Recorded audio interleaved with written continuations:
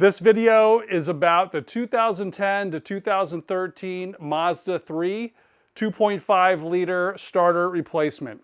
It hasn't left me stranded yet, but it's been cranking really slow.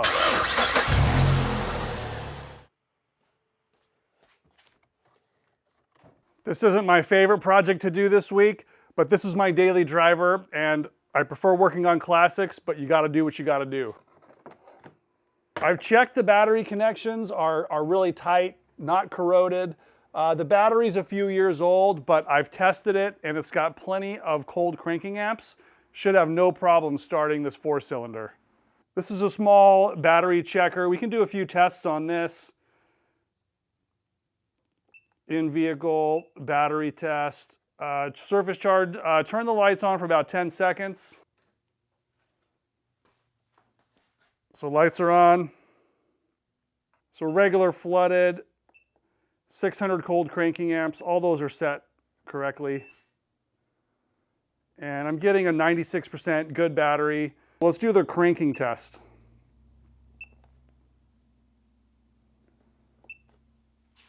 And then start the engine.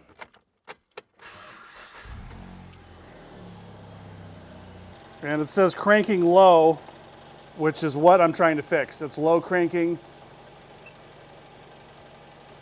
Charging test. Increase RPMs to 2,500. This is telling me the charging system is working normal. The symptoms are it's very slow to crank when the engine's warm. You shut it off, you come back in 5 or 10 minutes, and it's just cranking really low. Sometimes it gets stuck and it just won't crank at all. I'm going to start by disconnecting the battery ground.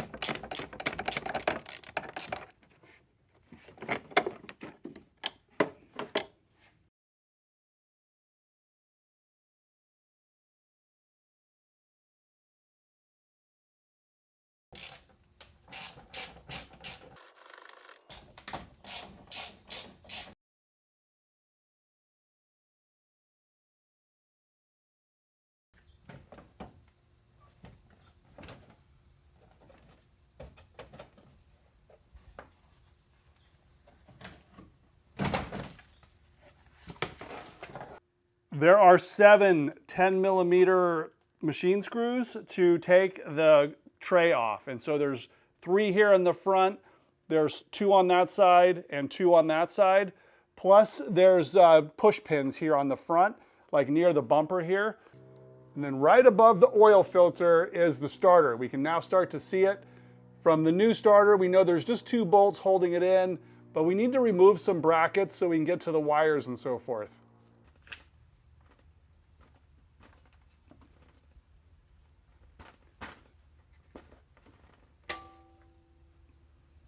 If we look at the new starter, we can see there's a clasp right there. So we'll just need a small screwdriver to disconnect the wiring. If you put the screwdriver right in there, that should disable it. Wiggle, there we go. This is the part you want to push down with the screwdriver. It's right there. Next thing to disconnect is this heavy gauge wire goes right to the positive side of the battery. So to do that, I'm going to use a stubby ratchet. This piece came from right inside there. So that just lifted off on my car. There's the ratchet right there on that nut. So just broke it free. And that wire just lifts off. You can see it right there. That has the same shape as this cover, so I'm pretty sure these are supposed to clip together like Legos. The nut that holds the wire on was a 12mm with a flange on it. Also, before I take the starter all the way off and this bracket off, notice there's a little bit of a gap where the flat part of the starter touches the transmission. It's not fully seated down there. And if you look at this new starter, it comes with like a gasket right there. So it looks like the gasket, the original gasket, has probably flown away. And then this one here is also a 12mm. So see if we can break that loose with one hand. Nope. Switching to a longer ratchet has a flex on it.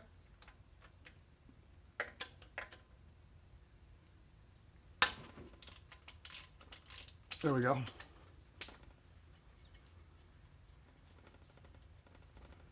Now that bolt was only for the bracket. And it looks like there's one on the other side. So we'll need to get some clever tools to get the far one off. The upper one is blind. You really can't see it. So I have this extension. It's a deep socket, 3/8 drive, 12 millimeter, and I have a 3-inch extension. So you just get up there and just hook this in.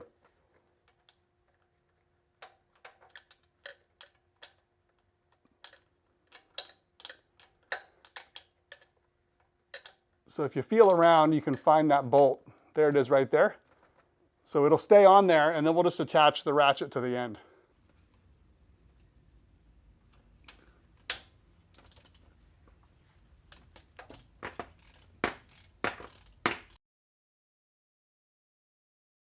This is another flange nut for just the bracket, not the starter. Just push that as far away as you can. Probably don't need to cut anything or pry them off yet, but I'm going to start with the more difficult one, which is on the top. This looks like a 14 or maybe 15.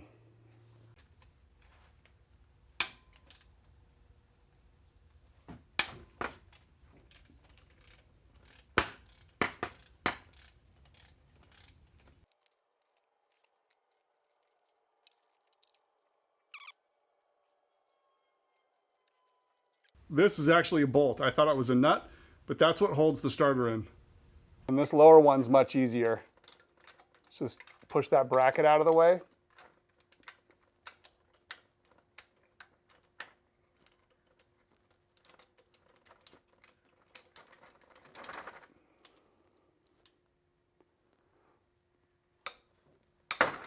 I did that while holding the camera, so it wasn't that tight. So looking at the new starter, there's just these two mounting bolts and this connection here for the wire. So it should be free now to come out.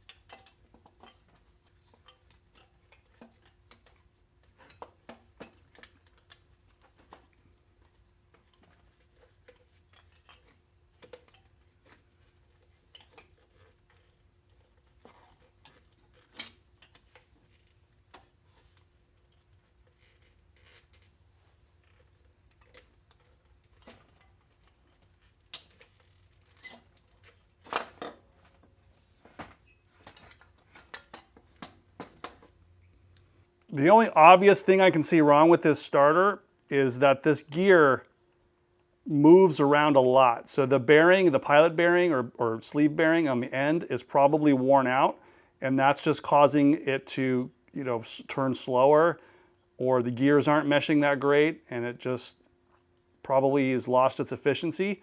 So let's put the new one in. The new one is an identical replacement. The only thing is there's this little bracket that supports this connector, keeps it from flopping around. So I'm going to transfer that from the old starter over to the new one. The new one does have the hole right there.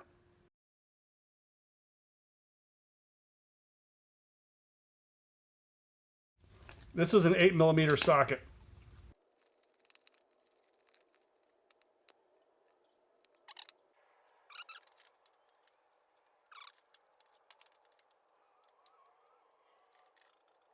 There's some shoulders poking out of the engine there, and that's what the starter's resting on. So it's pretty much in place. See this wire here?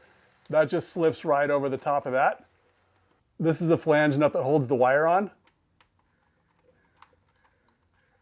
So the wire is obscuring it right there, but that's the nut. 12mm will tighten that down too.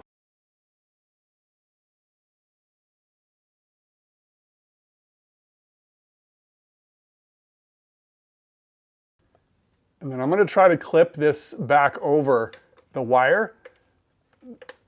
That's an unfused wire, so you don't want that shorting out with anything. This is just extra protection on it. And I'm not sure how this clips over it.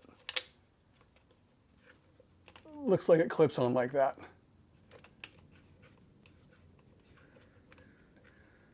So some of the Some of the connectors might be broken here. See that piece of plastic? Looks like it might have overextended itself.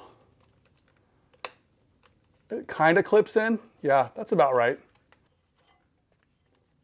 And then last thing to do is to connect this solenoid wire. It should just clip right on.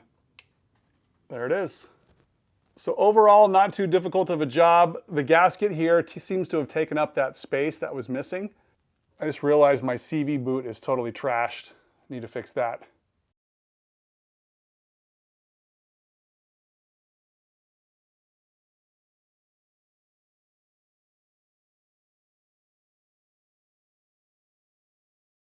Here's how it looks back together. I don't have the parts for the CV joint, so like I said, it's a daily driver. We'll do that at a different time. These are all the tools I used. It's a 14, a 12, a 10, and an 8. A couple different assortments of extensions. And I have a stubby ratchet, which is both 3/8 and 1/4 inch drive, and then a flex head ratchet that's pretty long. Screwdriver to pry the starter out. Small screwdriver to open up the connectors, move things out of the way. And that's just a nut driver for attaching the under tray.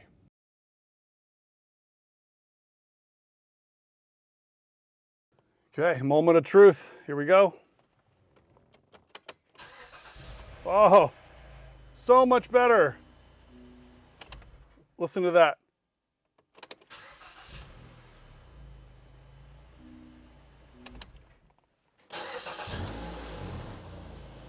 This battery tester and electrical system tester is not that expensive. I'll put a link in the description below if you want to get this, but you can go to any auto parts store and have them test your battery. So that's it. That's your 2010 Mazda 3 starter replacement. I think it's valid all the way up to 2012 or 2013 Mazdas.